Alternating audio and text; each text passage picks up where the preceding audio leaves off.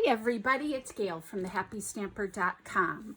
How are you today? I hope you're all looking forward to a nice weekend, and thank you to everyone for all your well wishes. I am home from the hospital. I got home yesterday and am doing much better, so thank you again. I appreciate it. Oops, let me get my little sign in there. I'm so out of practice, you guys. It's terrible, but be patient. I'm getting back in the groove here. I also just did an unboxing of a box that was waiting for me when I did get home yesterday.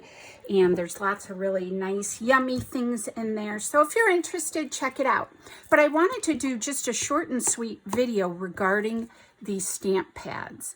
So I had a class recently, and a couple of the ladies were like, well, how do you tell the difference, of the ink pad that you're using on the inside? Now, this is just a new one that just came in my box that I opened. But a lot of times the colors can look very similar and you don't know that there's a difference. That's pretty similar. And if you were just going about your business, you would not realize that this is actually pumpkin pie and this is bumblebee. It's an easy mistake that gets made, fairly regularly.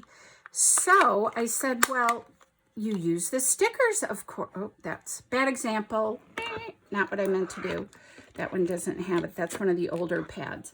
But in any event, I said, well, don't you use the little stickers to identify it? And she's like, what little stickers? I said, the little stickers that are on the back of your ink pad.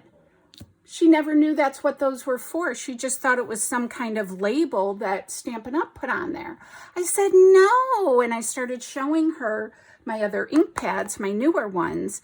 And she was like, that's brilliant. I never knew that. She's ruined, cards, two-step stamping cards, and where she was trying to do stamping off. So I'm just going to do, this is really, I guess I just assumed everybody knew this, but apparently they don't.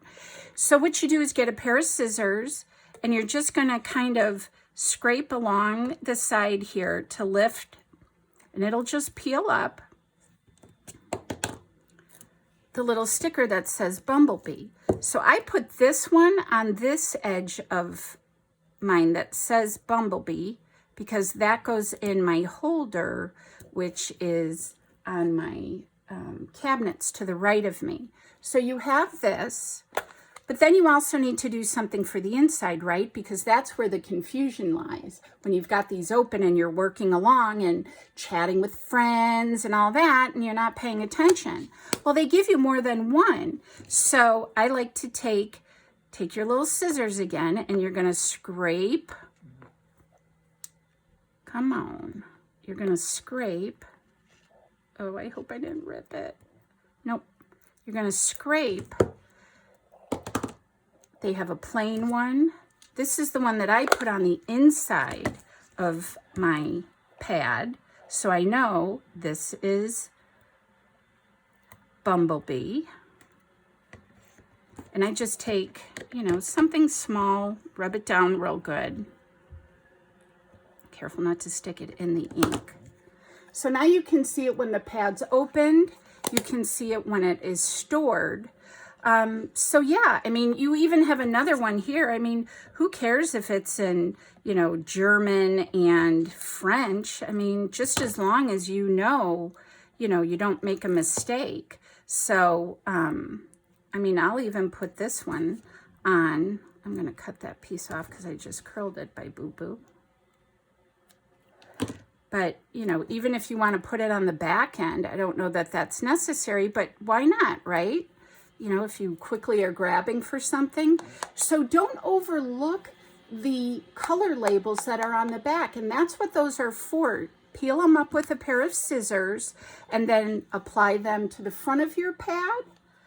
Absolutely on the inside of your pad. That's what that little rail area is here. That's what that is for, and you won't mix your colors up. Brilliant. So I hope that helps somebody out. As always, thanks for visiting the Happy Stamper. Great big hugs from me to you. Have a fantastic weekend, and I'll see you guys in my next video. Bye-bye.